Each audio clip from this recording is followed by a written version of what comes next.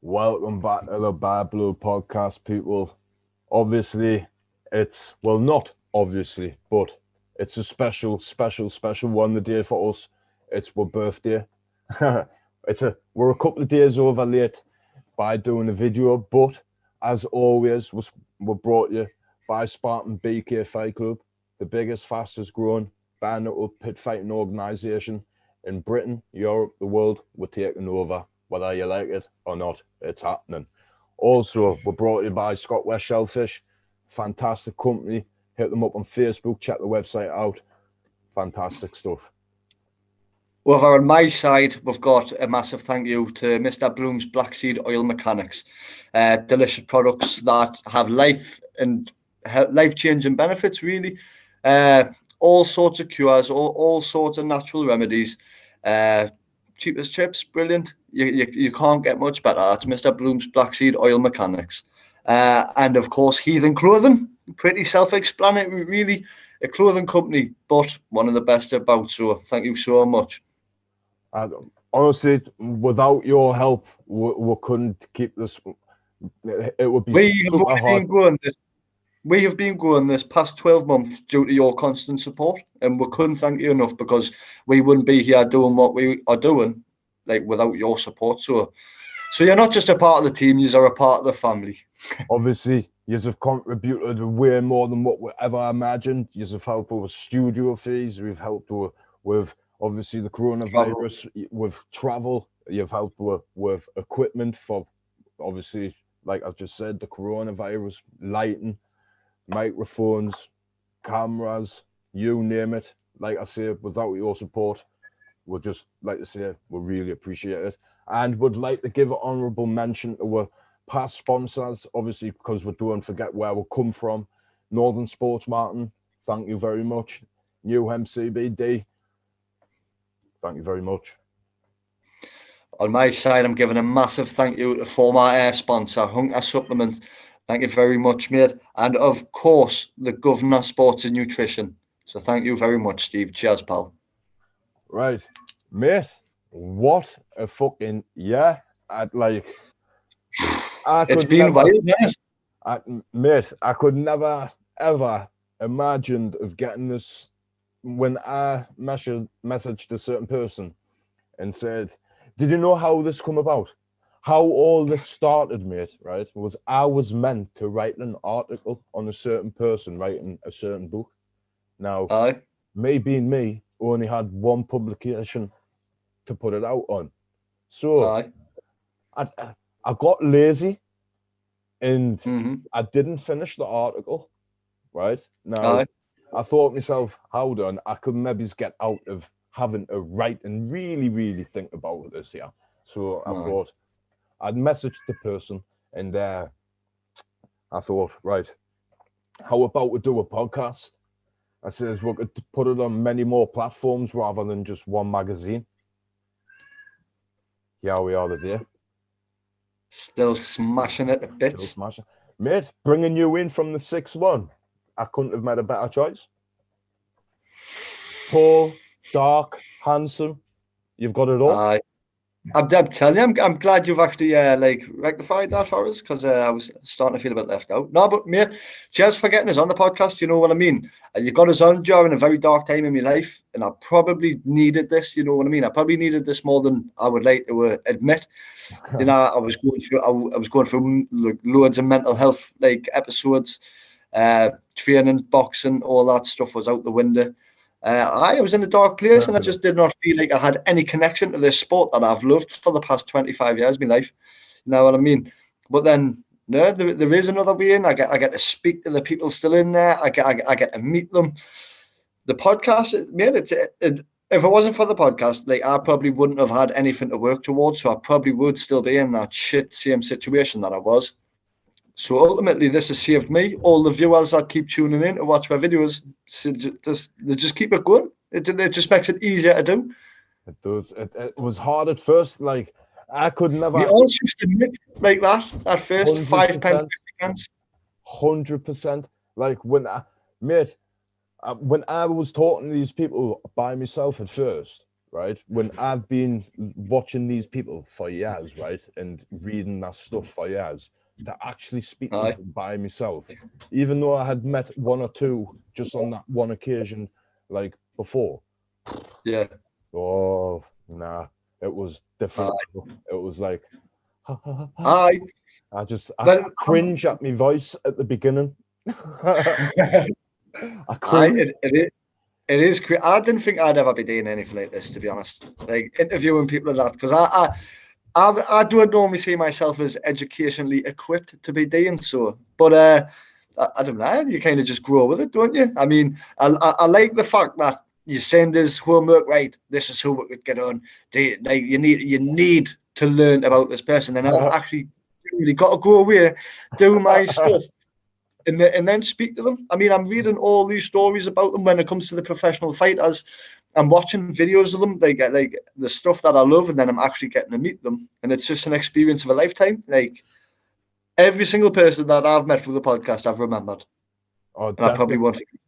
$1,000,000%. I mean, like Steve Wraith referred to the best when he was writing his book, when he done interviews leading up to his book release.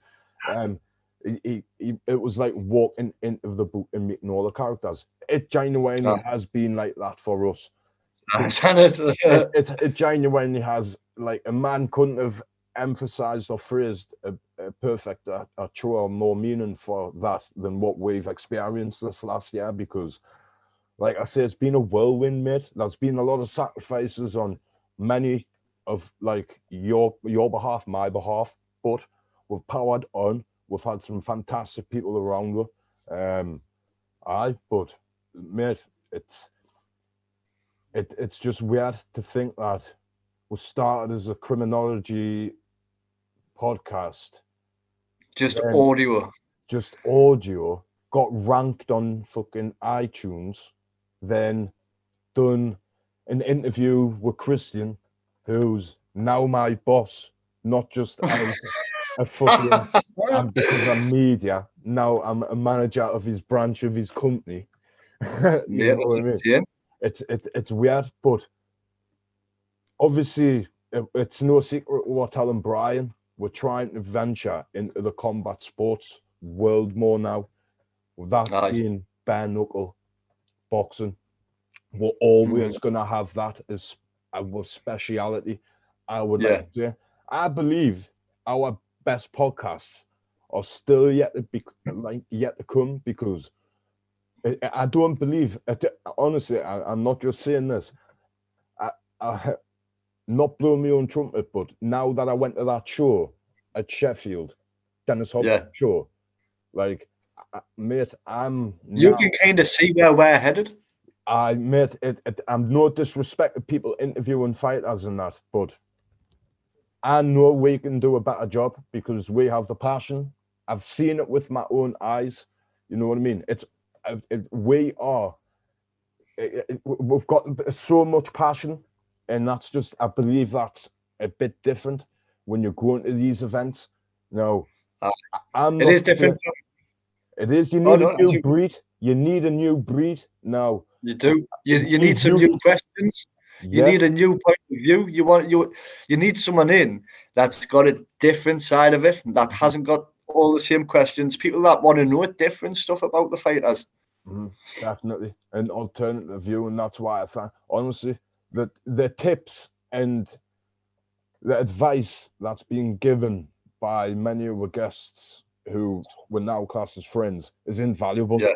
It really is invaluable. You could not put a price tag on it, mate. You couldn't. It gives you that extra confidence, knowing that coming from their mouth, they're successful. They've been there and done that.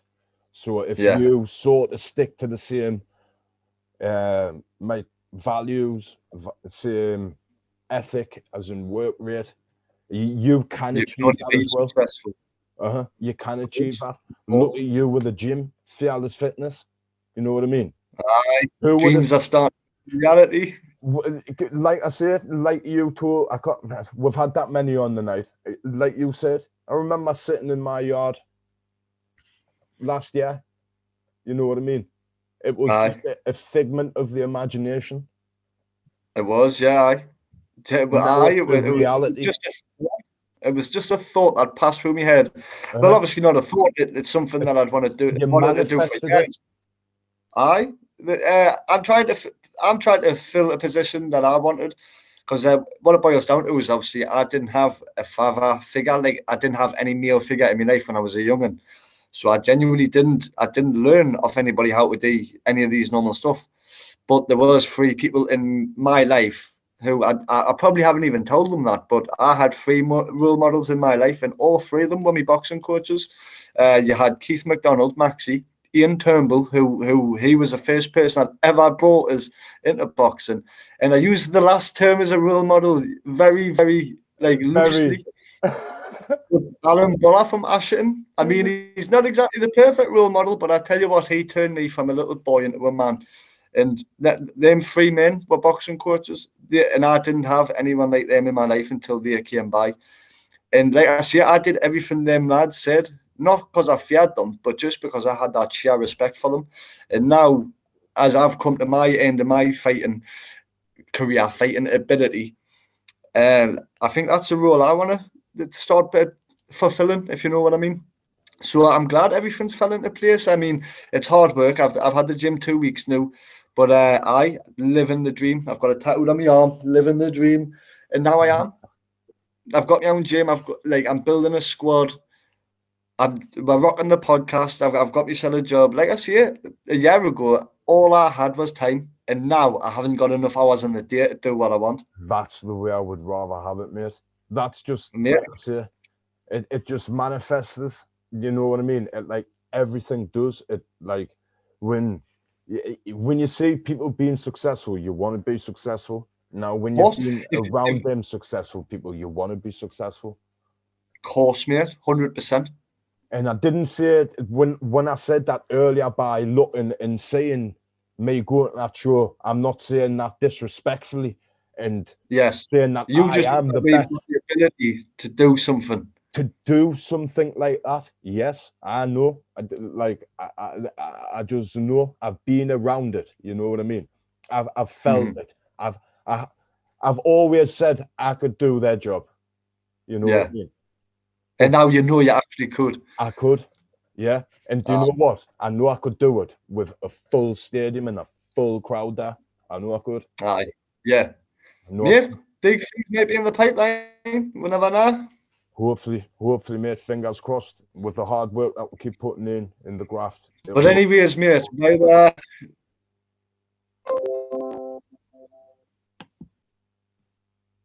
no.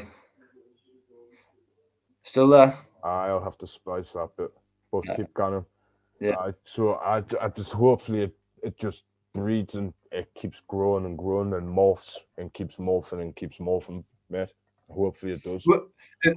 We're only going to go further up from here. I mean, if we keep in the work rate that we've been putting in, we can only go up. We haven't got time to be going down, you know what I mean?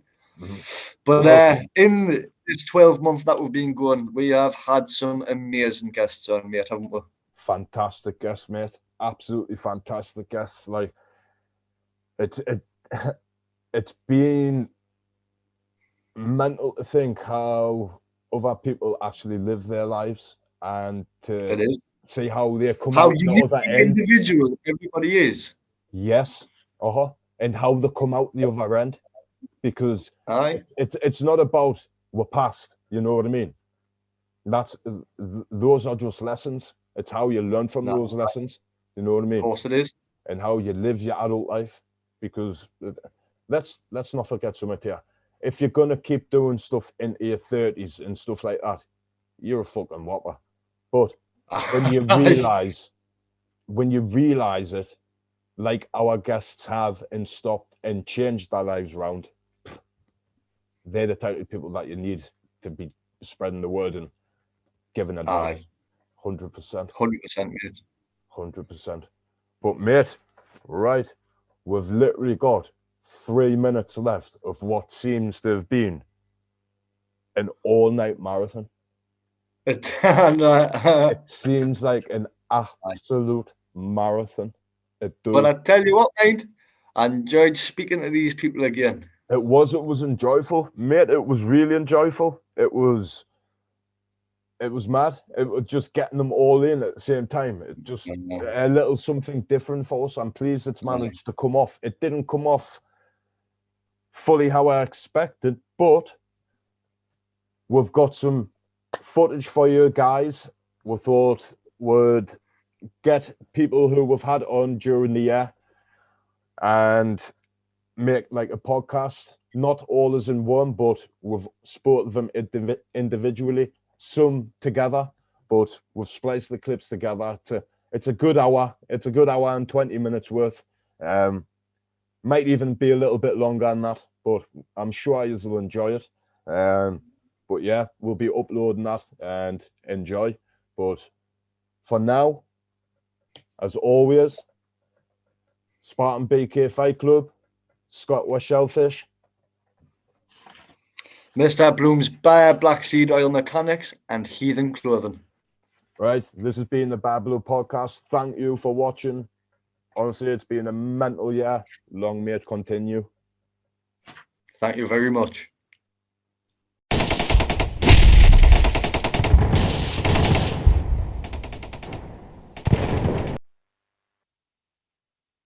Hello, mate. How's things? You all right, mate? Hello, can you hear us? Yeah, one sec. Hey, Hello. can you see me? Yeah, I can see my man. How's things? How's things going? Yeah, I'm good. Yeah, sorry, I was having my hair cut. So you're looking fresh and trim. that's it for the podcast. Honestly, like I say, it's just going to be a quick, literally 5 minutes because we've got other guests coming on, steamrolling on, but we are going to get you on in the future, very soon. But how's things been going for you anyway? Yeah, so since the last time we spoke, I had a fight, no fights, I had anything booked in. So I've just been training, getting a bit stronger, getting fitter. Yeah, just been ticking away. I'm getting married next week, so you're training for that. Been looking forward to that, yeah. Yeah. So is there anything in the future in the pipeline? Anything happening for you? Literally, if I did, I'd be telling you. Right. Hold one sec. Things keep popping up. If I did, I'd tell you.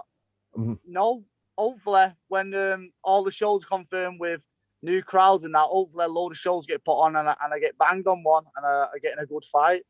But nothing. It's like when I was in lockdown though. The fights only come because I shouted for him and I shouted, not shouted for him, but I shouted for fights. I was like, I'll fight anyone.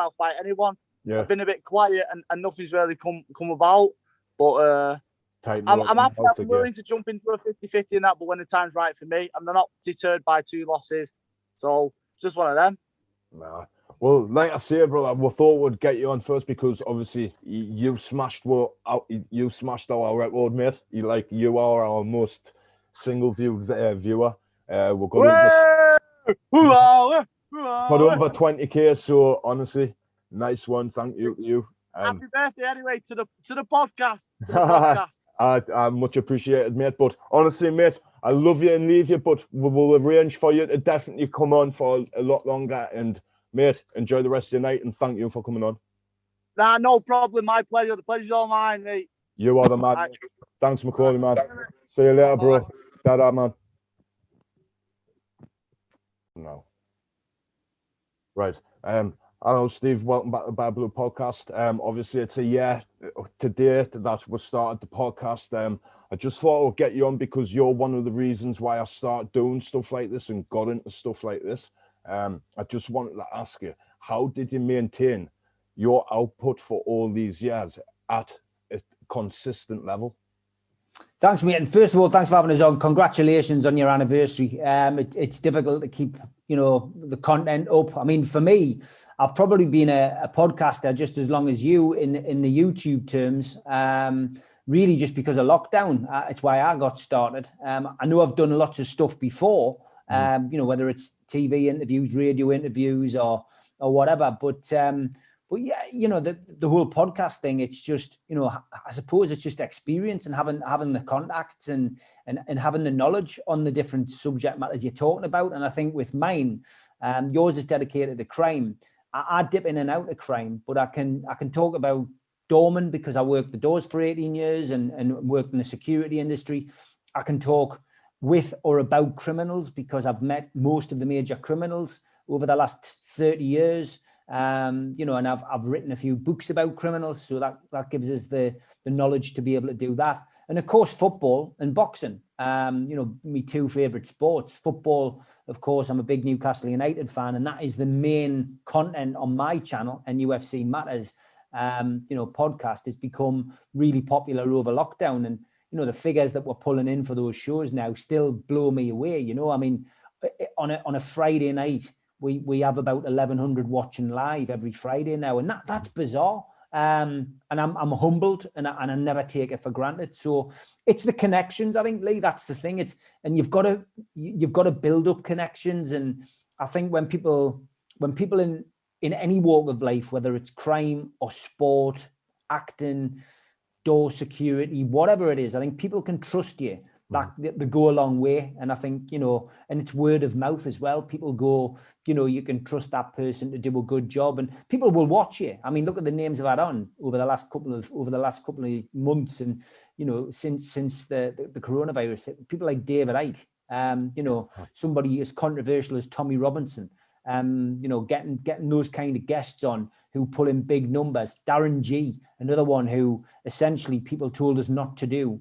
I still did it. And I'm glad I interviewed those three controversial people, because I got what I thought was a good interview out of each one of those people. And I sit there as an interview, and I'm not interviewing them, you know, to support them. I'm interviewing because I want to ask the questions. And I think with all of those interviews, Lee, I just, you know, I asked other people's questions. And, you know, when does anybody on Tyneside get an opportunity to ask questions to those kind of people? And, you know, I'm pleased I did them. But yeah, it's the contacts, Lee. I've gone all around the houses as usual to answer a question, but that's what it's down to: contacts and trust, I suppose. As the book would say, the Geordie connection. Because because you've had your hands in everything, like boxing. Would you say has boxing opened so many doors up for you, leading to what you would call, like, as you said, your connections in the crime world? Would you say box, because it goes hand in hand, doesn't it? Obviously, I'm dabbling into the bare knuckle world now with a Spartan, so, you know, I'm sort of not following route, but I'm getting a little taste of where you've started from. You know what I mean? And it's yeah. I mean, look, the unlicensed boxing led us into the pro game. Did it introduce us to the criminal underworld? No, I was already a part of that, you know, with me connection with the craze. You know, my English exam at school, where I passed, you know, with flying colours, studying The Profession of Violence by John Pearson, then writing to the craze, then visiting the craze. It was the craze who opened the doors for me. You know, the funeral of Ronnie Cray, where, you know, then I went to the wake after being Charlie Cray's minder, that was a big turning point in my life, really, because, you know, at that wake I met, you know, Freddie Foreman, Tony Lambrianou, Lenny McLean, Roy Shaw, you name it. I met any big gangland figure, Bruce Reynolds, Tommy Wisby, you know, Laurie O'Leary, all of these people who were connected to the craze I met that day, and, you know, went on to become good friends with Freddie Foreman, went on to become good friends with Charlie Cray, and essentially get to know these people. And when you got to know them, you got to know other people around them, some who are well known, others not so well known. But yeah, that was what opened the doors. The boxing came along as a result of meeting those criminals, because the chaps, as they were called, you know, your Joe Pyle seniors, your Tony Lambrianous, your Freddie Foremans, your Charlie Richardsons and Frankie Frasers, and all of them all used to go to the boxing down there. Some of it was professional, some of it was unlicensed. Joe Pyle senior and junior were putting on the unlicensed shows, and I really got a taste for it. I was a boxing fan anyway, and at the time I was training and doing some sparring at Glenn McCrory and Dave Gregory's gym in the Felon in Gateshead. And essentially for me, you know, I had a bug for it anyway, but going to those fights, there was more of a buzz about the unlicensed than there was the pro for me. And I just loved it. And it was when Gary Furby who was a pal of mine who I used to train with and do circuit training with in the Felon. He said I wouldn't mind having a fight at that unlicensed, and I got him on a show in London. And the rest's history. We went down. He eventually won the governor belt down there. And, we had some great trips down, me and about 50 or 60 Geordies going down, me managing Gary.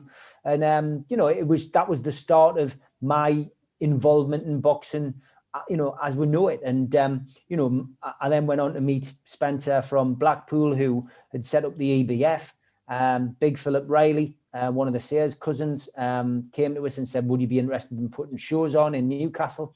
And I jumped at the opportunity, and the rest's history. I did 7 years as an unlicensed boxing promoter, putting on some of the biggest fights in Newcastle and Gateshead and surrounding areas.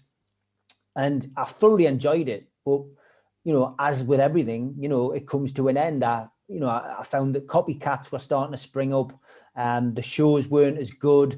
We're still getting decent numbers in, but with the copycats and competition, you found that boxers would commit to fighting on your show, then go on somebody else's. And I just didn't like all the backstabbing, etc. And at the same time, the pro game was on its backside in Gateshead, although it was flourishing in Sunderland with Phil Jeffries following on from Tommy Conroy. And I just thought, you know what, I'm going to give the pro game an opportunity, give it a go. And, that's what I've done. And I've never looked back. And I'm into my 10th year as a pro promoter, and my 7th year as a pro manager. And hopefully with the restrictions lifting, some big days ahead with some of my fighters. Ellis Corey has now just been he's now mandatory for the English title, so we're trying to get that sorted out. Got Jeff Saunders signed back on with us. I've got Lawrence Osuweki, and fingers crossed he's going in front of the board. But Stephen Sayers' son is turning professional, Mo Sayers. Wow. So there's an exclusive for you. He's going. I like that. He's just been signed up with Davy Ritson. Davy Ritson, right. Lewis Ritson's dad is training him, which tells you how good Mo is. And yeah, we're hoping by the autumn we will see Sayers back in the ring for the first time in many, many years. You're the man for that one, Steve. Honestly, Steve, I would love to keep you much longer, but unfortunately, I've got other guests coming on, getting them on. But you're the man. I really appreciate your time, and I hope to get you on in the future sometime. And good luck for your projects. Happy anniversary again, mate. Take care. Thank you very much, mate. Thank you. Cheers. We got there and they said, that was mine there. Yeah, it was you. And they said that the sixth specialist looks at him and went, Jesus, so it's that bad? He said, yes, if you don't get it done the next 3 to 6 months, you will be in a wheelchair, paralysed from the neck down. What's happened is my spinal cord, it's called a laminectomy, the operation, a spinal stenosis. The bones grew around the whole of where your spinal cord is. So the spinal cord's been crushed now into a 1 mil hole, and it should be 5 mil. So they're going to cut my neck open, bolt my head to a machine. They're going to cut the back, take the vertebrae, shiv them down, then put new vertebrae on, and they're going to put a bone graft in. It's like a nightmare of operation, but it's 98% success rate. Yeah, brilliant. That was a nightmare. All right. But if it's I'll be sparring with you. When it comes out. No way. Ooh, yeah, I can't get sparring these days. I'm knackered myself, man. Falling apart. I'll just sit on you. Oh, you're getting on, man. You're getting on, mate. He's doing amazing. How are you feeling? How are you doing? Yeah, but doing good. Obviously, keeping busy. Obviously, things are starting to open up now for the boxing. Obviously, we're halfway in the door now, doing fully licensed British Boxing Border Control shows. So I was attending there on Sheffield for Dennis Hobson's show. So hopefully, we're gonna be trying to delve into the boxing side.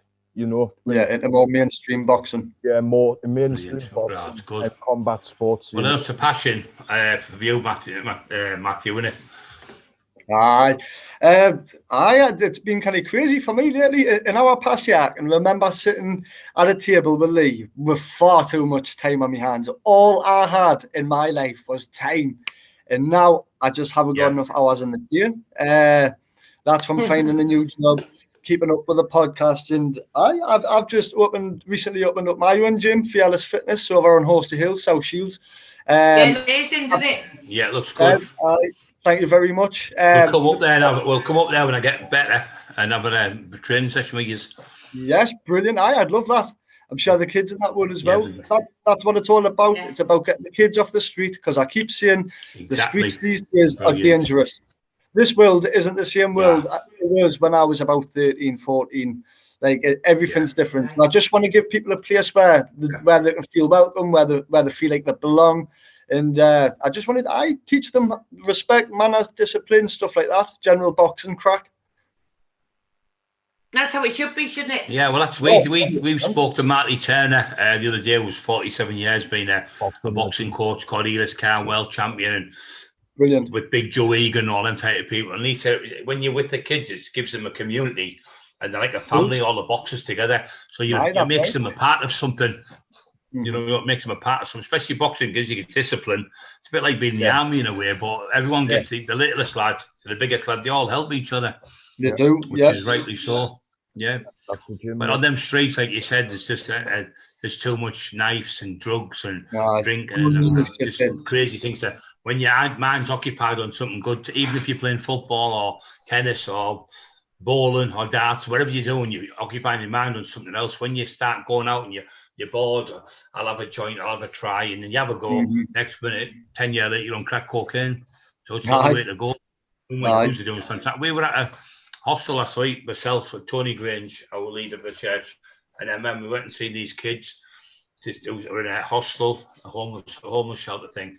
We got there and it was fantastic. One Emma to help the kids and give them a boost and feel good, and it felt really good.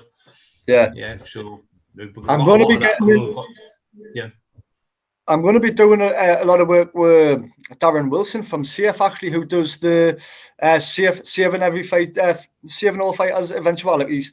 And I've put my sessions on for £2.50. They're cheap enough.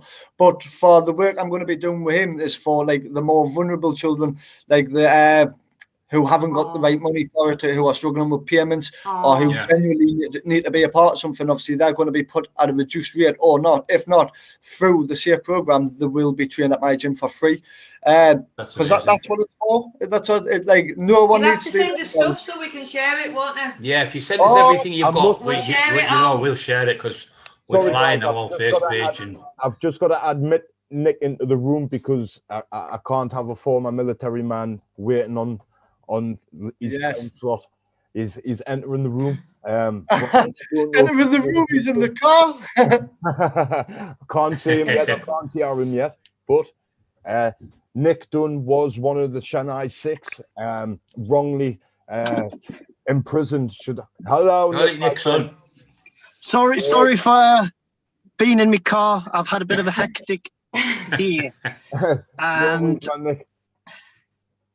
I've just been to the gym, so and I've got to do my mum's shopping. So yeah, thanks for inviting me this evening, and also I'd like to congratulate Lee and Matty on having me on your podcast to share my experiences, and hopefully people can take something from my experiences and implement it in their lives to, you know, achieve things and have that never give up attitude. It's so easy in life to just be negative and give up. But if you really want something in life, you've got to break that barrier and set reasonable goals. You know, I don't want to, I'm not going to turn around and say, I'm going to be an astronaut when I might physically, medically not be able to. You know, I don't quite consider me floating around in space. I'm a ground guy. Rightly so. Yeah. I mean, a lot of people, what I do is you get people to train. You can just be the best version of yourself, and that's all you can do. As long as you make yourself the best version of yourself, then you've achieved your goals. That's all I say. Don't try to, I'm going to be the next Arnold Schwarzenegger. Not saying you can't do it, but not everyone can be that type of person. But you can just be the best person of yourself. and going around being polite to people, be respectable. I think you've achieved something. And it's amazing that it's a year to the day you've done your podcast. So it's congratulations to you both. Yes, amazing. Yeah. Amazing. It's definitely a congratulations. Especially with obviously the recent lockdown, podcasts have been coming up out of the woodworks, and it's really helped a lot of people share experience. Some, and especially with like Zoom, especially like with Zoom and Microsoft Teams, when in lockdown, it's still letting you connect with family and friends. And like I say, I was lucky to be on the show, and it was good to share my experience with Lee and Matty, and because they would have heard about me, but not know the whole ins and outs. And when I was sharing my experience, I remember looking at their faces, and they were quite starstruck, gobsmacked, as in, how on earth did you survive that? And a lot of people ask me, are you exaggerating things? And I turn around and say, if I was to exaggerate it, you'd definitely know it was exaggerated. But what I went through was definitely outrageous. The pictures on your Instagram, they're proof alone. I mean, that is something you would see out of a film. I've always said that. But Nick, how's the promotion of the book been going in the past year then? It's been obviously difficult with COVID. Obviously, my book came out just as we went into the first lockdown. I had a bit of media set up that, I was able to do via my publishing team. But a lot of the stuff to help promote it has been through yourself and other guys and girls doing podcasts. It's been such a different way of promotion, and I'm still getting messages today and still getting people buying my book, because you'll get people who will watch and listen to podcasts who will just focus on military personnel, and you'll get people who watch every episode and listen to them. And, I did like podcasts with James English in 2018. And I recently had a message saying, I've just saw your podcast that you did with James English. And I was like, bloody hell, I did that in 2018. And the book's doing okay. Like I say, I've got a busy week. I'm going down to do a podcast in Liverpool with Sean Atwood tomorrow. And then on Thursday, I'm doing a talk at East Durham College. So hopefully I'm obviously promoting myself and my book and sharing my life experiences that no one will ever endure, or I hope no one will ever endure. Because what happened to me and the other guys should never have happened. And unfortunately it did. And I've got to take from that and even implement it in my own life, the struggles, the pain, the suffering that I went through, and go, you know what? That's temporary. Let's move forward, head towards that bright light at the end of the tunnel. There's water. And keep going, because, like I said just before, it's so easy to give in and feel negative, but having a drive and determination attitude can really help others, especially with my ongoing mental health, which has caught me by surprise. It's been a couple of months since I wanted to contemplate taking my own life, and I've came on leaps and bounds, but I know there's going to be potholes in the road, and I'm under no illusions that it'll take as long as it will for me to get back to some sort of normality. Just ask you there, Nick. We did a podcast with Gary Carroll, right? Good lad from Scotland, Dundee. He's been in Syria and all them places, and in the Foreign Legion and everything. I think we've got quite a lot of army lads contact us. We've got into places, living on the streets after work, 12 years, done tours all over Afghanistan, and coming home to be sacked, to live on the streets, to be drug addicts, to be left worthless after someone who gives a lot, they give their life for this, and they're not getting enough of the government. I think it's disgusting that they have to be on the streets. I think we, as the United Kingdom, should treat our veterans and military personnel like the Americans do. They're nearly worshipped as gods over there. Yeah, and like it should be. And at the end of the day, whether you agree with going to sending our boys and girls to war, regardless of that, we're there making sure you have the freedom that you have got. Safety. We're there sacrificing our lives, our time off, our family time, our Christmases, birthdays, so you can sleep easy at night. Yes, terrorist attacks still happen. You'll never, ever prevent them. The reason why they still happen is because if there was nothing bad happening in the world, there'll be no people like us needing to do anything. So they do have to, I know it's horrible, but you do have to let some slip through the net. I don't know who actually said, I can't quote who said this, but to see if 1,000 people, hundreds may have to die. It's horrible. It's horrible because you can just look at the Twin Towers. Thousands died there for what? So you can go and get the oil. Really? Come on. But British soldiers doing all that time for Queen and country to be just discarded and forgot about is totally, totally disgusting in my eyes, and more needs to be done. The help is there in mental health. Just when you're in the military, you've got that attitude in your program to not feel how we would describe it as weak, helpless. But sometimes you've got to bite the bullet, just like what I've recently done, put your pride to one side and ask for help. But when you walk out that door, you've handed in your kit and equipment, you forgot about, you're discarded, unless you're a fancy officer. But soldiers, men who fight side by side in war zones, they get discarded and forgot about, and things need to change drastically. I agree with that. Yeah, definitely. I agree with that. My uncle was when he left the army. He was mistreated. He was forgot about. They didn't help him. He was homeless. All the family had to help him. You know what I mean? But he's now thriving, absolutely thriving, through the help of his family and his friends, not the government. You know what I mean? So personally that.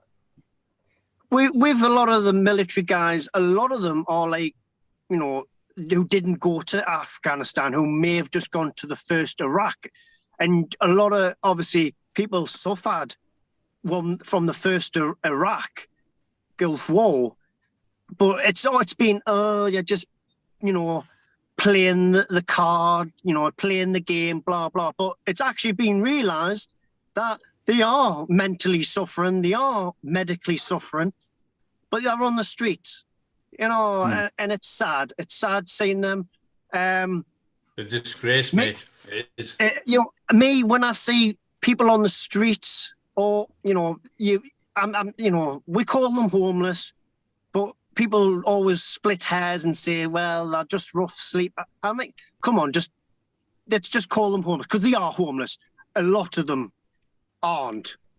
A lot of them look for easy money. So you've got to determine who, and especially military, if they're turning around with, got a bit of cardboard saying, I'm such and such a veteran, I don't give you know, I'm sorry, I'm going to swear here, I don't give a fuck how old you are.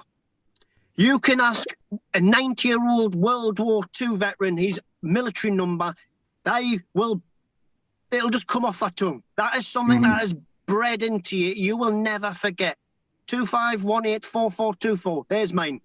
You ask them who are supposed to be homeless, what's your military number? Off you go, mate. Why do people impersonate military people? I don't know. Why? I haven't. It's mad. It's madness, because they don't get treated like gods. So why impersonate them? But it's sad. It's sad that military personnel are on the streets. More needs to be done. I think when you leave the military, there should be a welfare package Yes. Doesn't mean you need to use it, but it means it's there It's in case available. you do. Yeah. Yeah. Because financial problems, marriage breakups can all spiral into someone being homeless, turn into a drink or a drug addiction, being on the streets, and they are the kind of people that gave you your freedom so you can sleep easy at night, and they're getting forgot about. On that note, Nick, I would love to talk to you all night, buddy, but we've got lots to get other people in here, mate. I've got a busy evening as well. But I would- yeah, thanks Oh, for man. taking into Nice consideration. seeing you, Nick. Honestly, Nice meeting you, No mate. problem. I would really, honestly love to just say, Nick, honestly, thank you for coming on, giving you your time, and thank you so much for your service, mate. It's so Yes, thank you so much, mate. No problem, guys. I wish you all the best for the future. Thank you. Thank you. And you too, mate. Thank you. And you too. Thank you. Trying my best. Thank you so much, guys. Thank No you. problem. Bye. Fantastic. We'll be seeing you soon. As soon as I get my back sorted, and we'll be up there to We'll see do you. another podcast. And if you send us some links, we'll put them under our channel. Yeah, that's Oh, great. Right. Thank you very All much. the best, guys. We Thank love you you for to bits. joining. And you've done amazing. Thank you very much. Thank you. Ta- Right, we've got the champ Tony Meehan on and the one and only Dan Hill. Obviously, obviously it's our first year as a podcast, so we're getting friends, top viewers on, and inspirations. So obviously, you are in that categories. Lads, how are you doing? Well, first, thank you, boys, for kind of putting me in the category.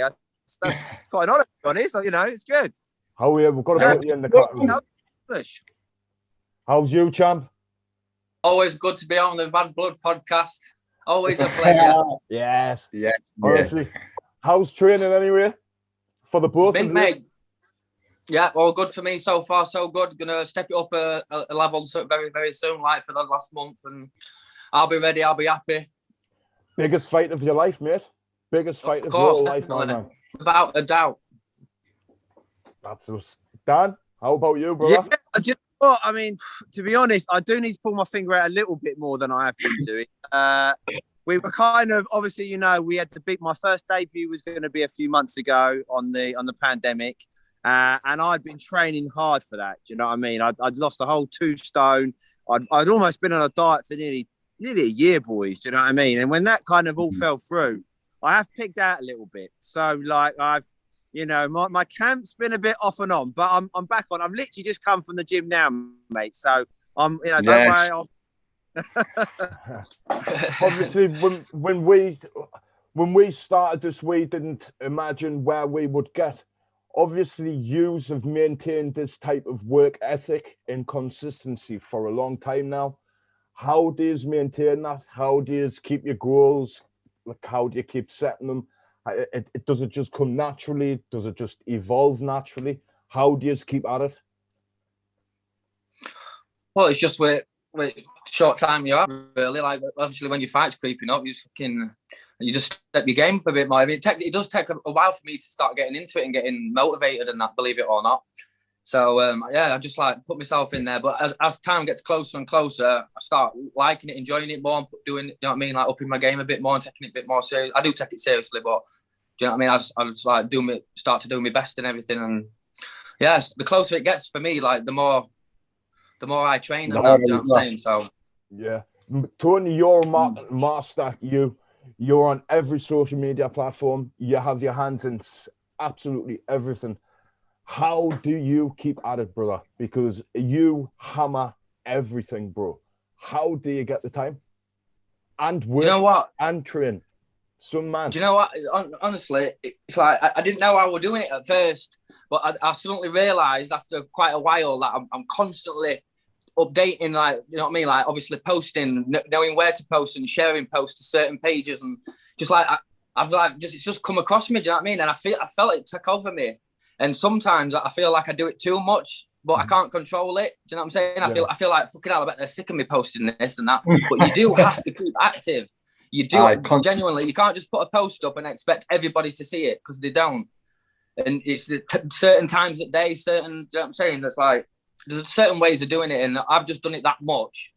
It's just obviously worked for me somehow. But yeah, I've noticed myself doing it way too much. But obviously that's how it should be, and that's how it works. Yeah, you have to keep it active, keep it going, and just keep posting and updating, and you know what I mean. Keep at us.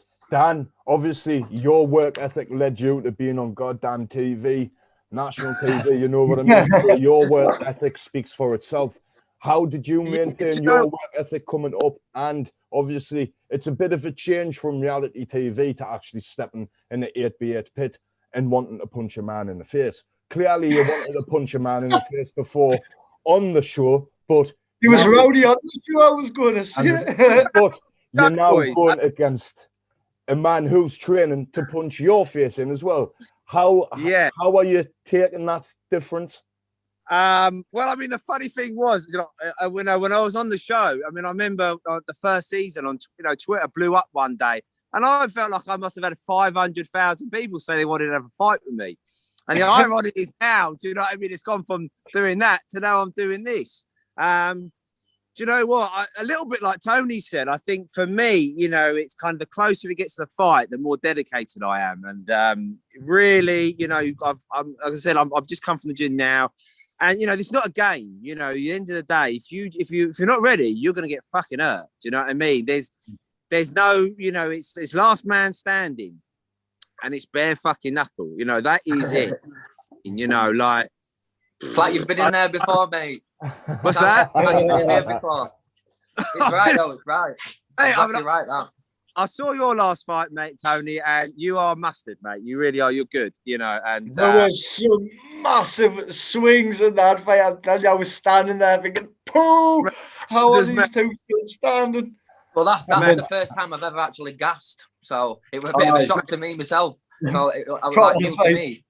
So sport, mate. By far, that was the best fight of the day by an absolute mile, mate. What it's like. Most of these fights, and look, I'm sure mine will be over pretty soon as well.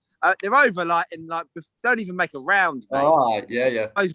Absolute at it like warriors, mate. I mean, that was impressive. That was impressive. There was a point in the fight where you actually both stood and looked at each other, and then give you a few seconds to recover so you could go back.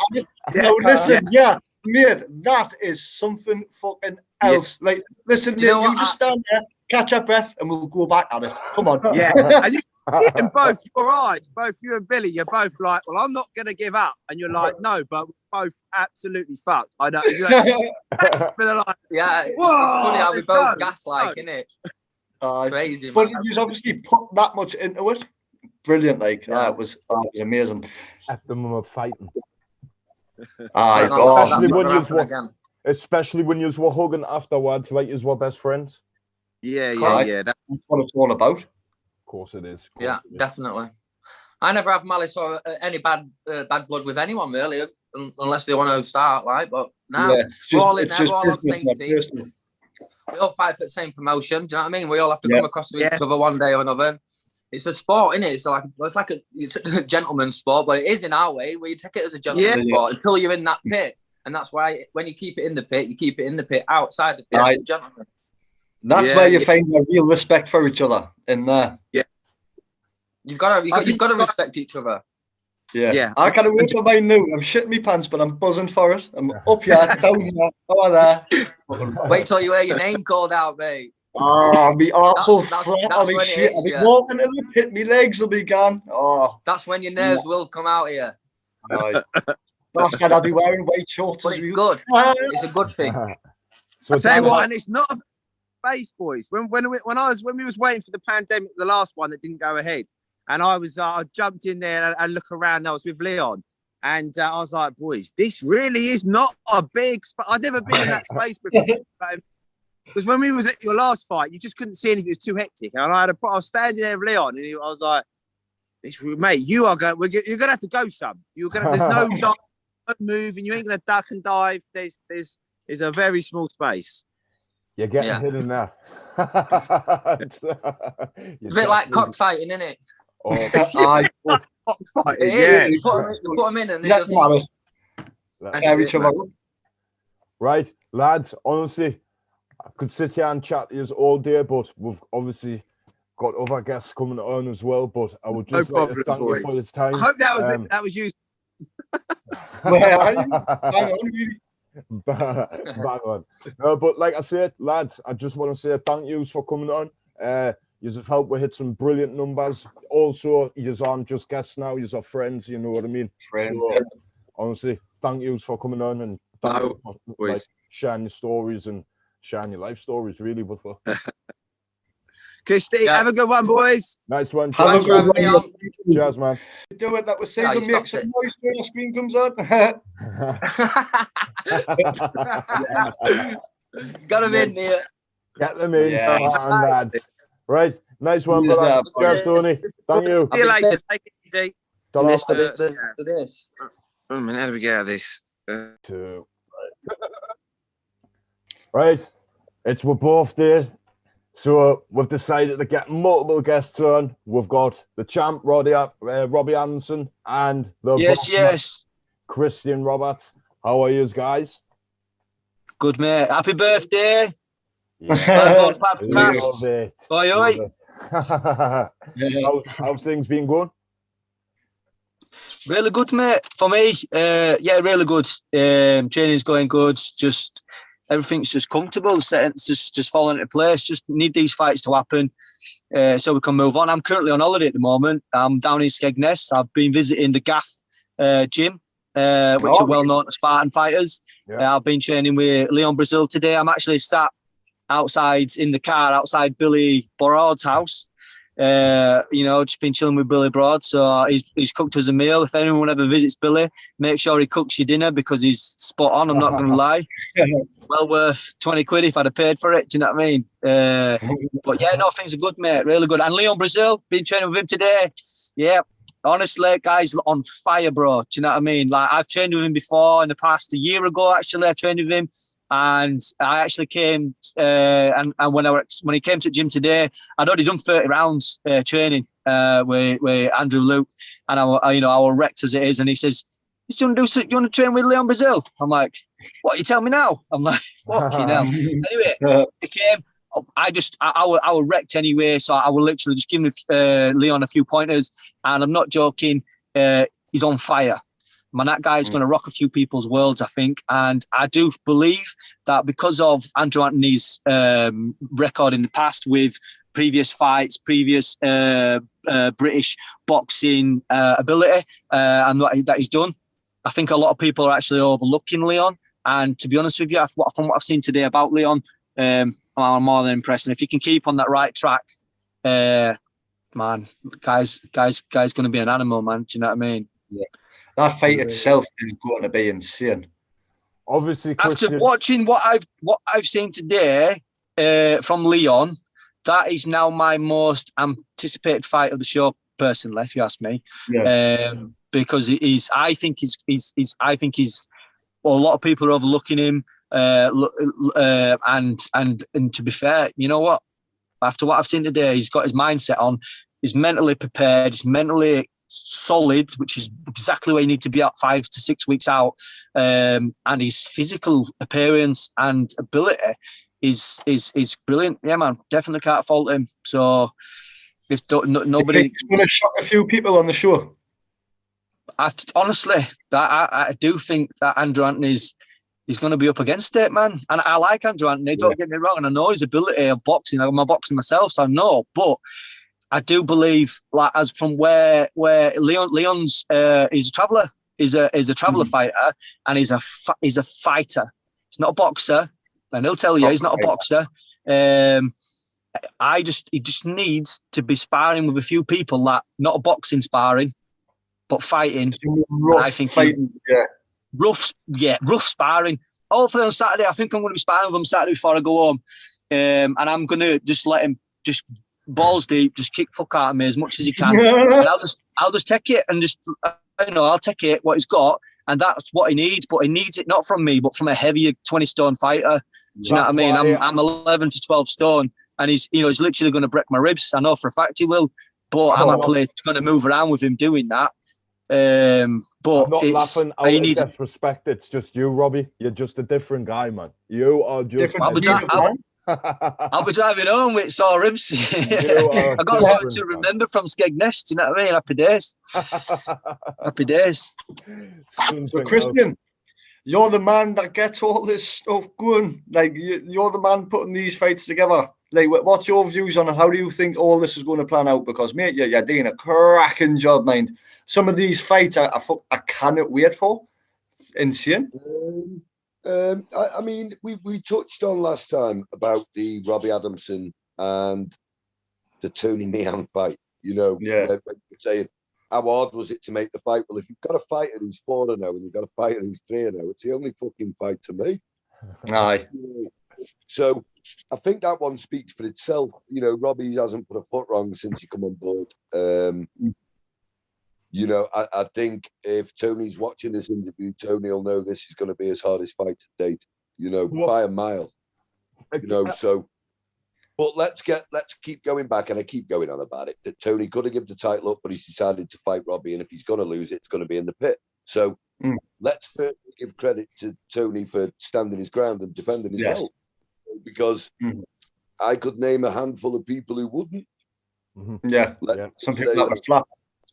So I am interested in the Robbie and Tony fight. That's one of my favourites. Obviously, when I was making it, you know, I've spoke to Robbie personally behind the scenes, and I've spoke to Tony personally behind the scenes.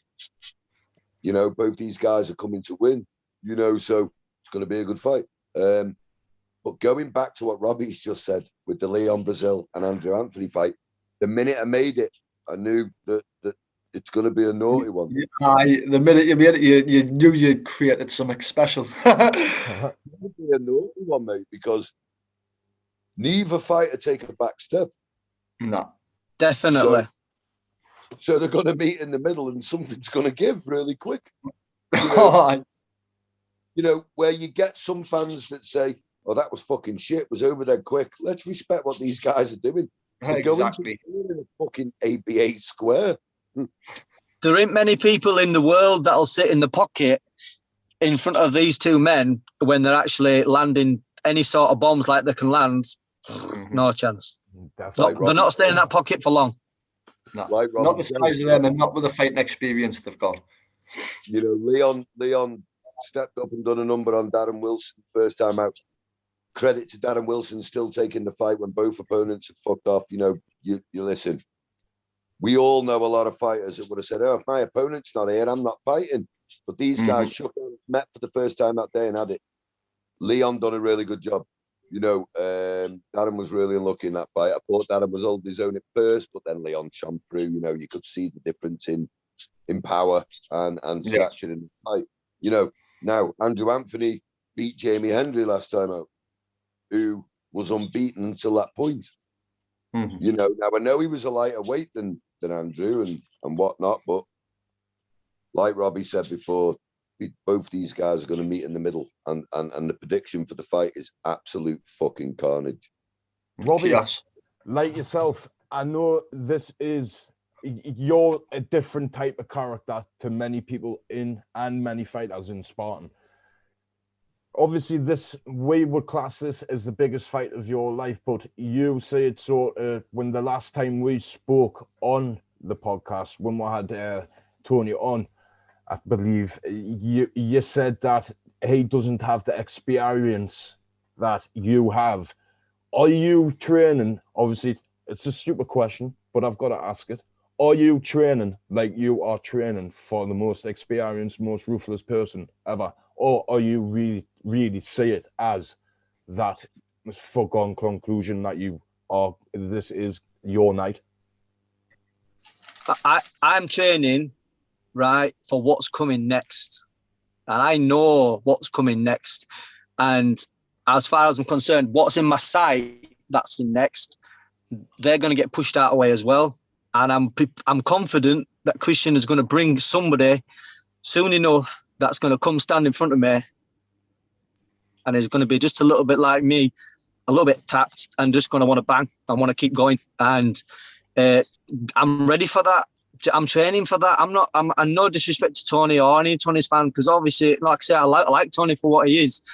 But I ain't training for Tony, because if I were training for Tony, I don't believe I'm in front of the game anyway, and there's no way that Tony can catch me up. Do you know what I mean? He can't spend enough money. He can't train hard enough. He ain't got enough man hours in the day to learn and the experience that he's going to need to tackle me. Now, there's some lads out there that are going to put it on me. Christie Bennett's one of them. I'd like to, I'm looking forward to fighting Christie Bennett.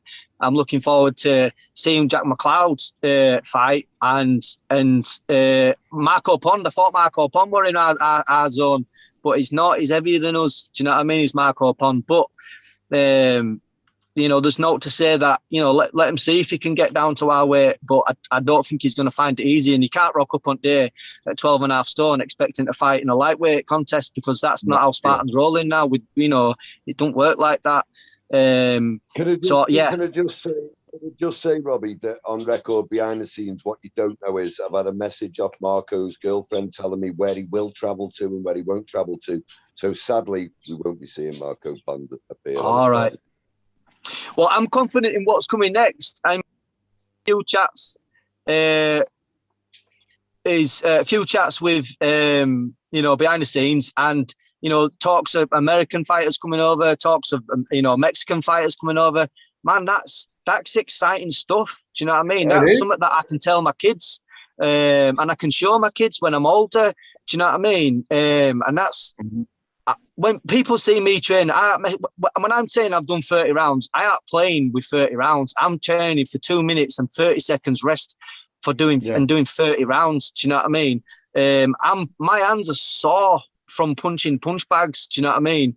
And I'm physically, I'm knackered from a training set, from training constantly. So I know what's coming next, and I'm ready for that. Do you know what I mean?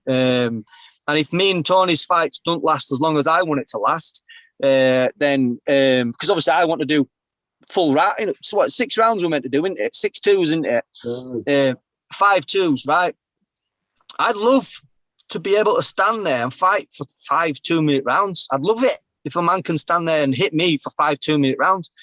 But in a pitch, you're asking so much. Do you know what I mean? Your faces will be battered. You know what I mean? It's the referee stopping the fight or the red towel coming in. I'm like, for me, as far as I'm concerned, right? If it's a world title, any sort of title fight, man, it needs to be almost to the death, man. Do you know what I mean? Because no one's throwing a towel at me for a little cut.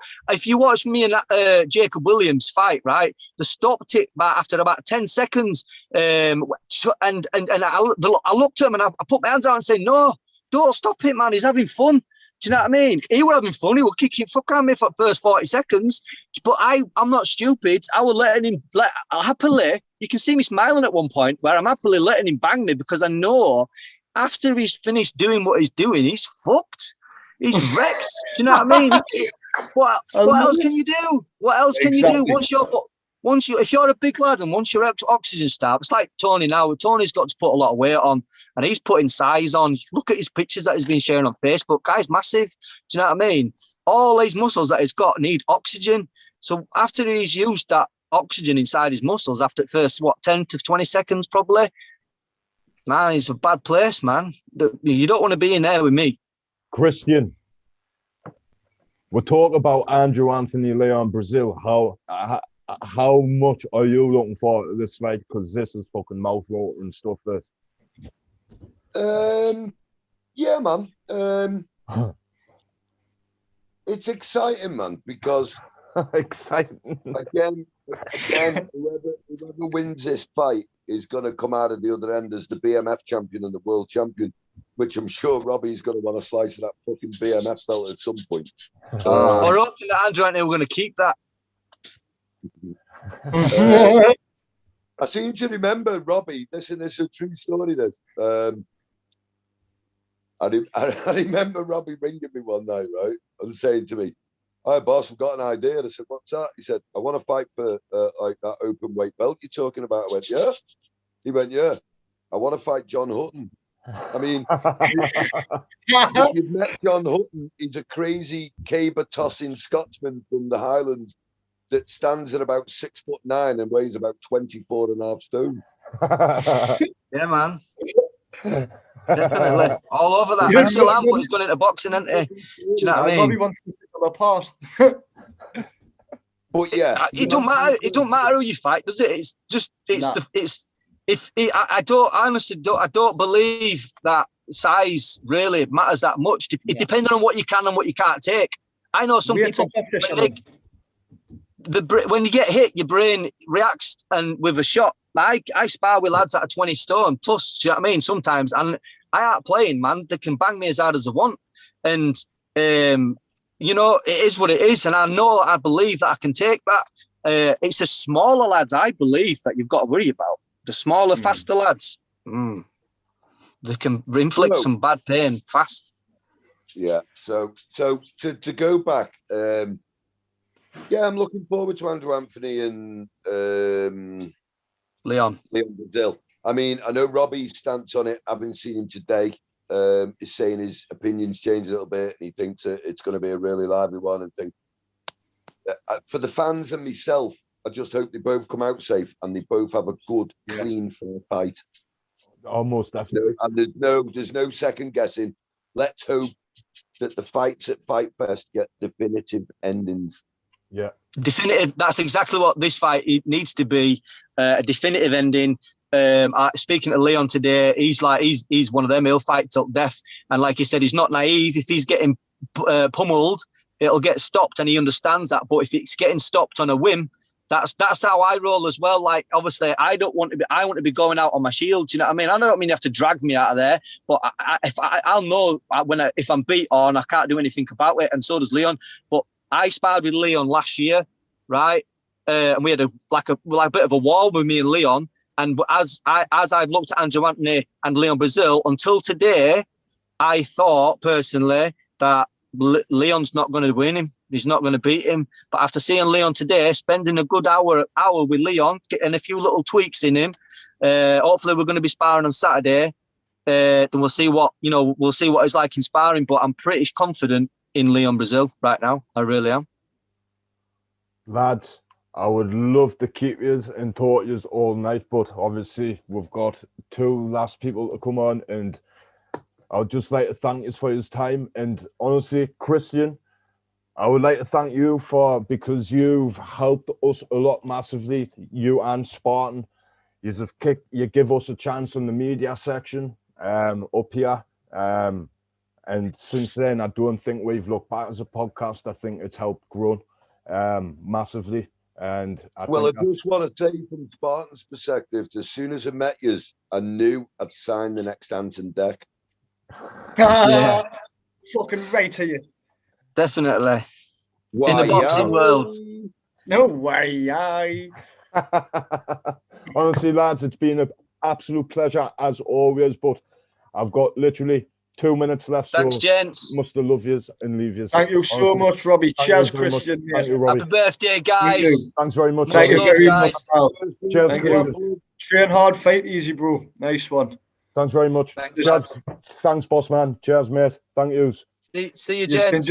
You lads are just free to leave.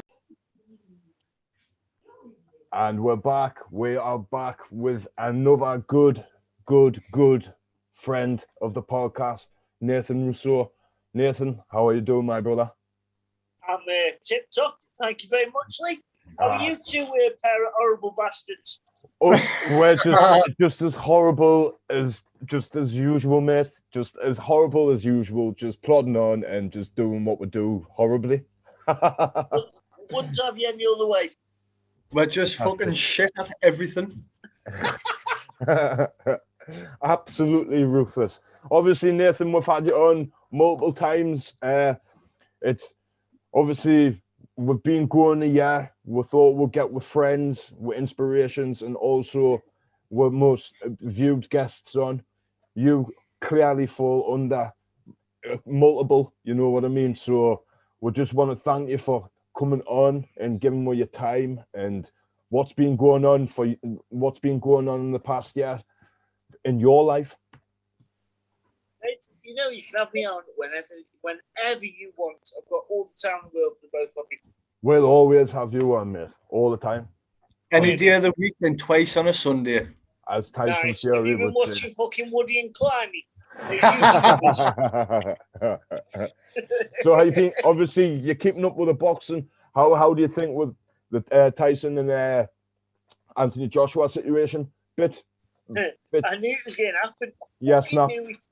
Snap, mate. You waiting? I was going to jump straight in and be like, nah, I've still got one more go. Yeah. And just the whole situation. I knew Wilder had activated rematch clause. I knew it straight away. I think it wouldn't have. Well, saying that money doesn't really talk, but if the offer to give him a little bit more money than what the first offered, I think he took that as a little bit of an insult. Aye. Because if you're going to make a lot of money, as in 75 million a piece on and you're going to make that twice, or you're going to make near enough the second time anyway, for the winner, surely you can give that third person a step aside money of the equivalent sufficient number. Do you know what I mean? Yeah, of course. I knew Wilder was really, obviously he's always been better, hasn't he? But I knew he wouldn't take the step side money. I knew it. Mm-hmm. Knew it. It's just one of them things. Like I say, I was speaking to somebody about it weeks ago about the arbitration not being over, and he was like, "Well, it's definitely getting signed, Fury Joshua's fight." And I was like, "But you've got to understand, there's finer details to this. That the British, to be brutally honest, what had been brushed under the carpet for so long. I mean, obviously, he had that chance, the period to negotiate the trilogy fight. But obviously, he had the surgery in between that period, so therefore he's got a valid reason to go to court for. You know what I mean? So yeah, of course. Listen, they can always say it's not about the money. It's not about the money. Of course, it's about the money. Yeah. If you got offered £20 million to fight Joshua or £60 million to fight Wilder, which would you take? Mm-hmm. All day. I'd take obviously the Wilder one. I'd probably let him spot me out for £1 million. Just there to make the numbers up, eh? Yeah, he's just over a foot taller than me, so I think I'd have half a chance of winning.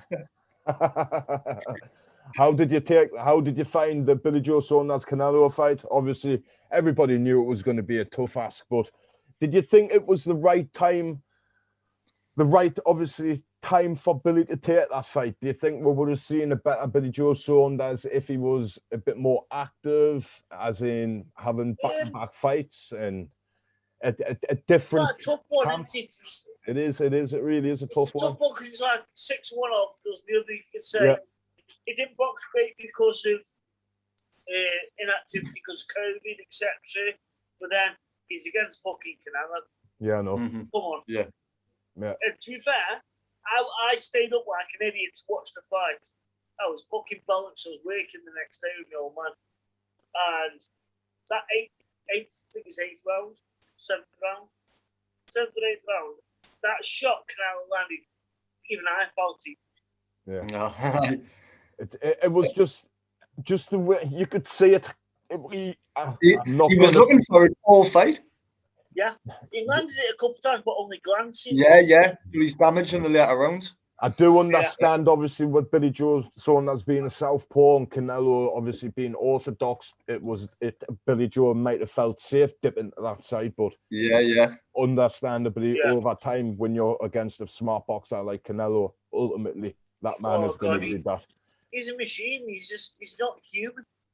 Yeah. There's something different in that Mexican meat. Like there's something different different in the water. It was like the controversy before when you were saying Canelo 3 weeks before the fight comes off steroids, rah, and all this. I was thinking, you know what? To step up from welterweight to light heavyweight, I can believe that. Aye. But then you can't deny Canelo's boxing ability regardless. No, see, this is why it's a very big, dark cloud around sports performance enhancing groups. Now, I'm not going to say to get to every pinnacle of each sport that you're going to have to take some enhancements to get to that point. But history does point to a lot of sportsmen in different sports using like performance enhancing drugs. Well, it's like prime example, other than Canelo, fucking Pacquiao. Yeah. How can I he love step Pacquiao up as well. flyweight, which is what 8 stone, up to fighting at light middleweight, he's still knocking kids out. Doesn't help it doesn't help when you had Alex Ariza in his corner as well, because what always made me, he is a fantastic strength and conditioning coach, Alex Ariza, but that's got to come with a tainted question mark somewhere, because of course, yeah, with that, it just the telltale signs in me that really solidified my thinking of it was that Amir Khan fight against Marcus Maidana. Now, Amir Khan, now when he was coming up, he was getting put on his backside by the likes of Willie Lemon. He was getting done in by the Breeders' Prescott. Now, Marcus Maidana is a tremendous puncher, very, very heavy puncher. Now, Khan at most did a little dance, a little wobble when he got caught.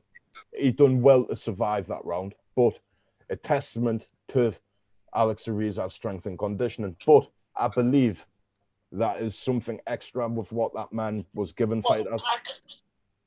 To a point, but I can't actually stick up for Khan. Yeah, he's chinny as fuck. Don't get me wrong.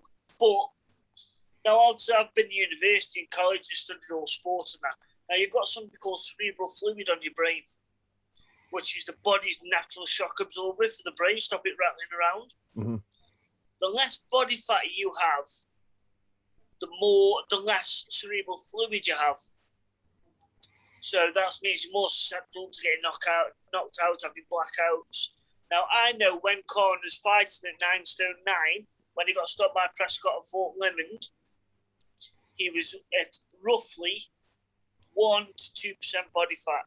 Now, I know when he boxed Maidana, I think he was at welterweight, if I'm right. I know he had more body fat percentage, which means more cerebral fluid on the brain. So his brain doesn't rattle about as much. So, don't get me wrong, he's chinny, but again, the cerebral fluid will help to stop you getting knocked out as easy. It's just a lot of people, some people are blessed to have granite chins and be able fucking, have low body fat. The great Marvin Hagler. Froch is unbelievable.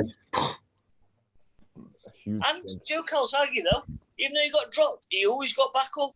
Byron Mitchell was very handed, though, you know what I mean? Yeah. He was. So besides that, obviously, the Canelo Saunders fight, the one fight I was looking forward to more than anything was Taylor Ramirez. What a fight. I am made for that fight. Taylor was unbelievable. Like I said, it was a tough fight against Ramirez. 114-112. That's pretty. I watched it twice. The second time I scored it, I give it 116-112 or maybe 116-111 at a push. Josh Taylor's come out and done an interview, I believe it's what I feel, on his private jet. Lovely. Yeah. That must be nice. He's earned it. So he says to try to do him. Do you believe that, Nathan? Yeah. Do you believe that? Yeah, because they see America as a macro boxer, so they don't want to frigging, well, I say America and Latin America as the macro boxing, don't they? Do you really think they want someone who, someone from a country with a population of 60 million twatting them and making them look silly by dropping them twice? That uppercut was absolutely unbelievable at second knockdown. Unbelievable.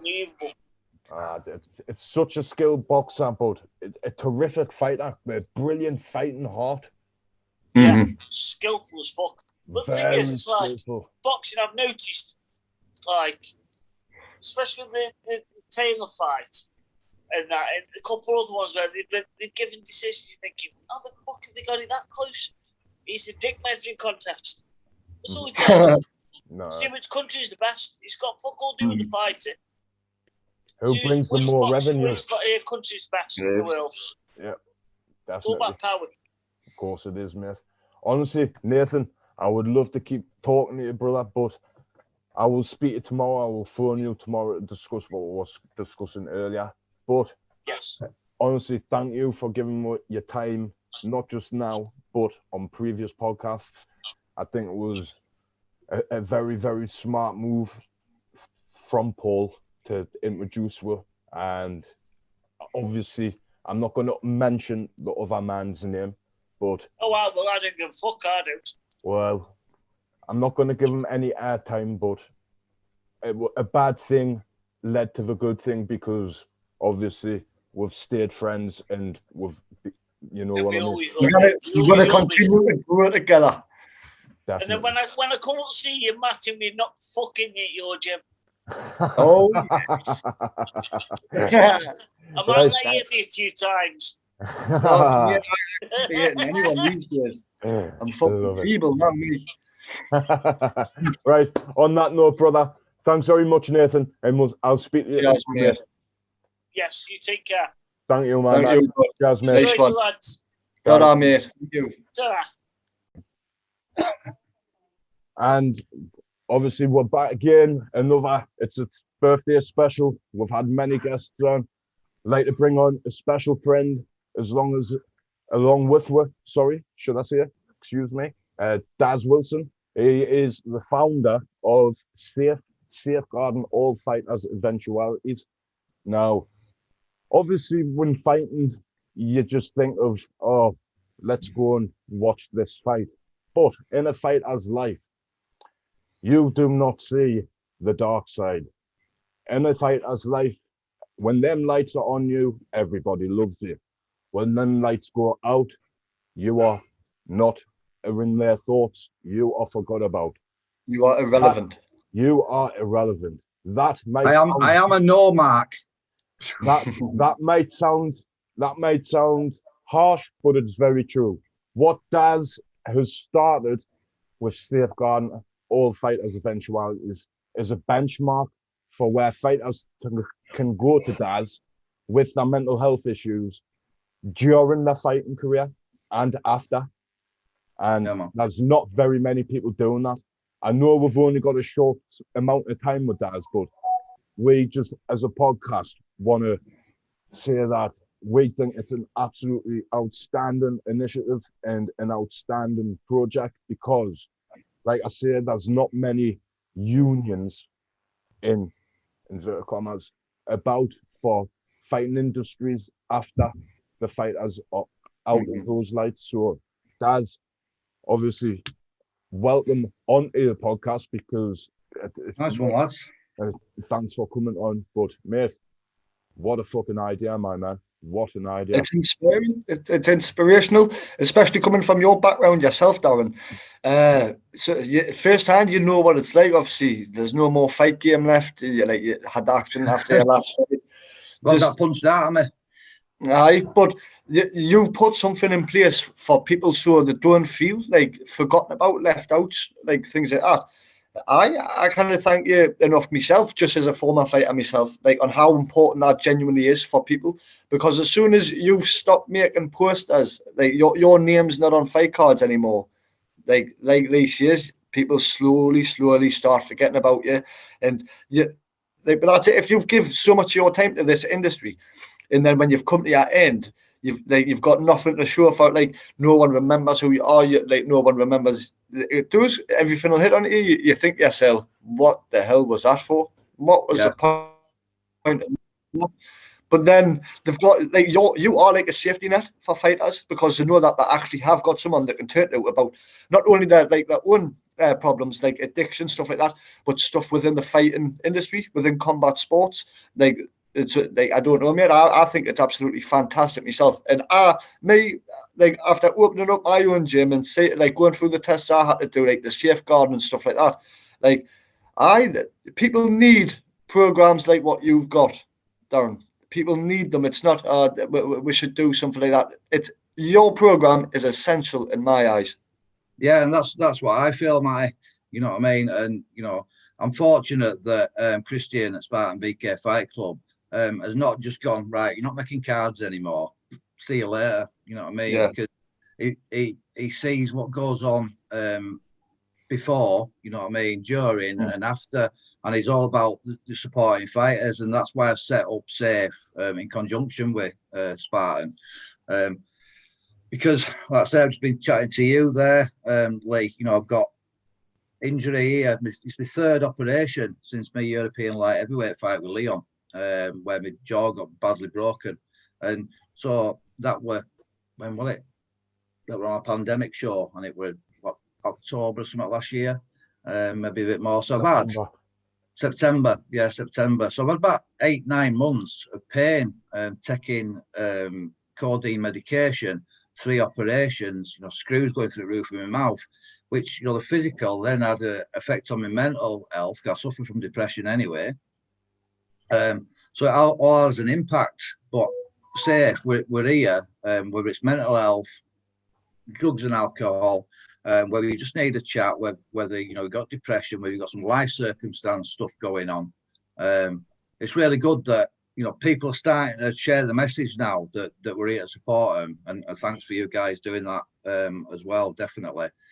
But also the lads are getting in touch now. You know what I mean? I've spoken to people from other countries. I've spoken to good number of people with mental health issues that have just needed a vent at sometimes, just to go, here, Daz, this is what's happening. And then I've tried to put stuff in place if they need it. If not, sometimes it's just a listening ear and go, yeah, I identify, you know what I mean? This is what I did to get out of it. You know, so I think it's essential in this game, you know, because without a doubt. Can you share what social medias you're on? And we'll obviously put the links in the descriptions, obviously in the description box on YouTube. And share definitely on the links on the post. So we got a YouTube channel now. YouTube channel. So it's everything. So on Facebook we've got Safeguarding All Fighters Eventualities. Now that's a page. Yeah. It's got, and thanks for people liking and following that. We've got 507 people following that now, which is brilliant. We've got a YouTube channel. Same again, Safeguarding All Fighters Eventualities. We're on TikTok. We're on Instagram. Website www.safebkb.co.uk with links to our Safe apparel, the shop, the t-shirts and all that sort of thing. I've just got some more designs printed up for the if I can find it. Can't find it. We've got that one. That's going to be coming to t-shirts on over at Fight Fest. I'm going to get a lot of t-shirts printed out for sale. I've got another one that I've just done as well. I can't seem to find where it is. Try and squeeze it in there, Daz. So this is the second design. So in safe hands. So that's coming to Fight Fest on t-shirts as well. Because we've got the Safe apparel on a link on the website, but it's a white label company. So Safe don't get so much out of that; they just get a percentage. So what I've done now is I've got the all the designs. I've got a local printer. I'm going to print some up for Fight Fest, and then sell them there. You know, because the money is we're fully self-supporting at the moment. You know, we're going to be there at Fight Fest with some donation buckets, some stickers, some auction stuff. You know, because it costs money. This stuff. I'm a lovely fella. I'm a lovely fella, you know what I mean, and I'm passionate about doing all this stuff. But a man's got to eat. A man's got to eat, and you know, I know you do this stuff, you know what I mean, because you're passionate about it. Same with boxing, Matty. But you know, a man's got to have a wage, hasn't there?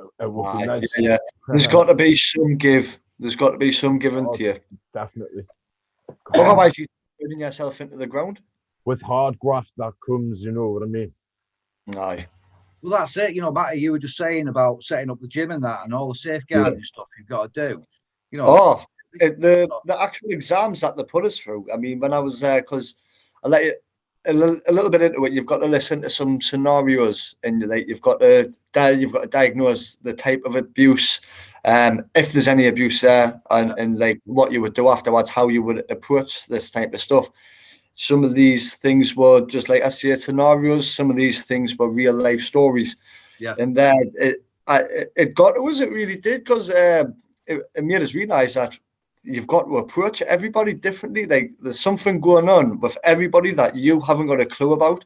Yeah. Like everybody is fighting battles that nobody else knows about. And I don't. These exams are the kind of you think to yourself, are these really necessary? But 100% safeguarding exams, and like, they need to be there. Like unless you actually go through the exams yourself but in case you need some sort of safeguard qualification for what you're doing, until you actually go through them exams and sit through them type of questions, papers, and them scenarios, that's when you fully understand. Like, wow, people do these. Sorry, you think, well, I'm just opening a boxing gym. What do I need to know? And that's what I'm trying to say. Going behind the curtains, behind the scene. Working with vulnerable adults, vulnerable children, anti-discrimination, safeguarding acts, your equality and diversity, all that stuff. That's before you even start doing any.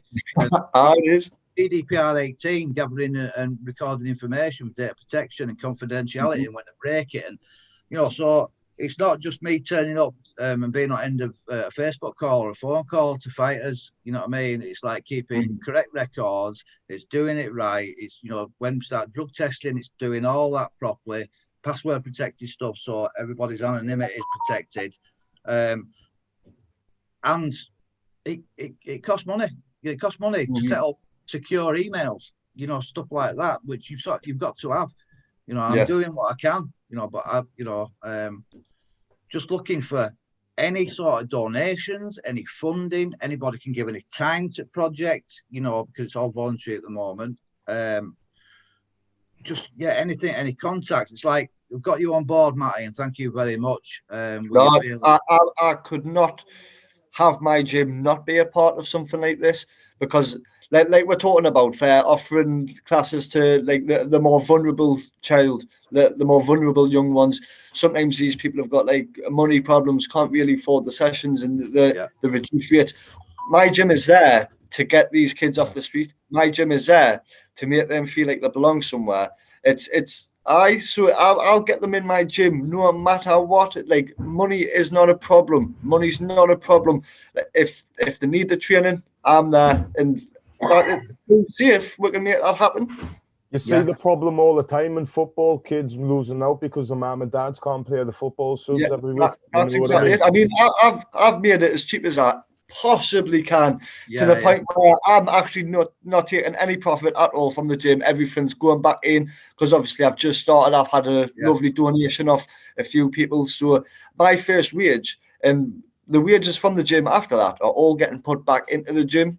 This is for them, not for me. I'm passionate about boxing and I love it, but seeing the way that these new young ones are taking to it, right, it's just creating a bigger flame. So it's all about keeping them safe. They're our next generation. If they aren't learning their respect, their morals, their principles, the antics that are going on today, knife crime, gun crime, drug addiction, stuff like that, it's just going to continuously rise if something isn't done about it. I know boxing groups, they're not going to stop this. It's never going to end.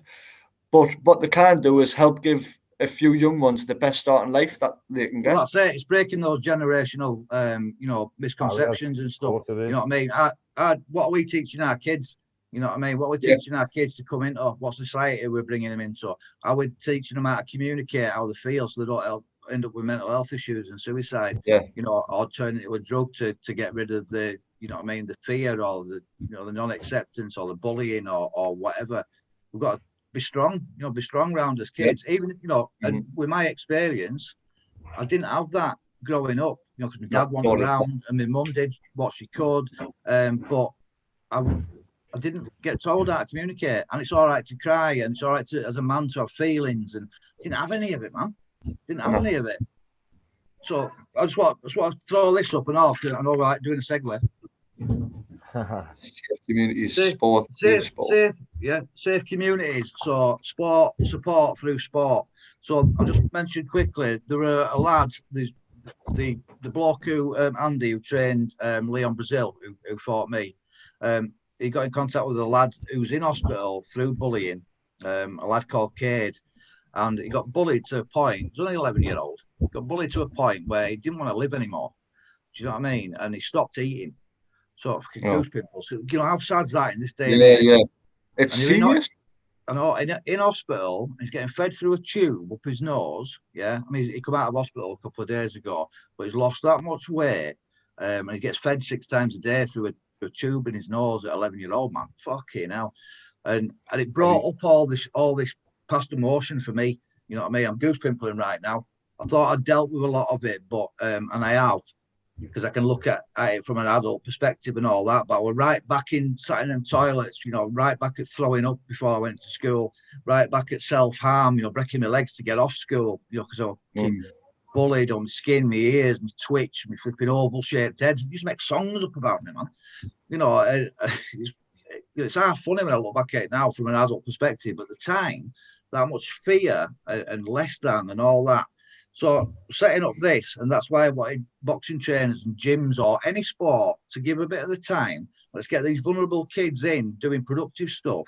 I've got somebody on board to do life coaching to raise the self-esteem and all that, as well as the physical stuff and the mentorship you get from sport, but also from a psychosocial point of view of the sort of counselling side of it. I've got somebody on board willing to give their time. You know what I mean, to start making a difference. And I'm trying to put a team together of people that'll cover every aspect, not only for the kids, but for safe, you know, for fighters and fans as well. You know, because we all have these fucking problems, man. We all have these problems, but let's do the sort of prevention rather than the cure with the kids. And you know what I mean? So if you do the prevention, you'll not need the cure. Well, that's it. But you know, the people that need the cure now, they're already in that mindset, so we've still got to work with them. Well, let's try and nip it in the bud before it gets to all these complex needs.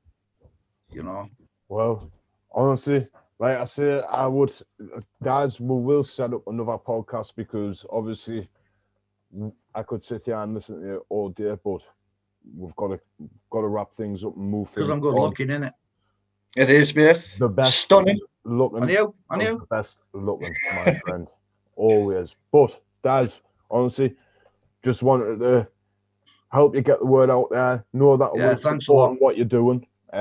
Keep up the great work. Obviously, we will have you on again, just as stated. But thank you for sharing what's going to be a memorable podcast for us, obviously. So thanks for your time, my man. Yeah, I'll just say really quickly, congratulations on 12 months. You've done some cracking interviews.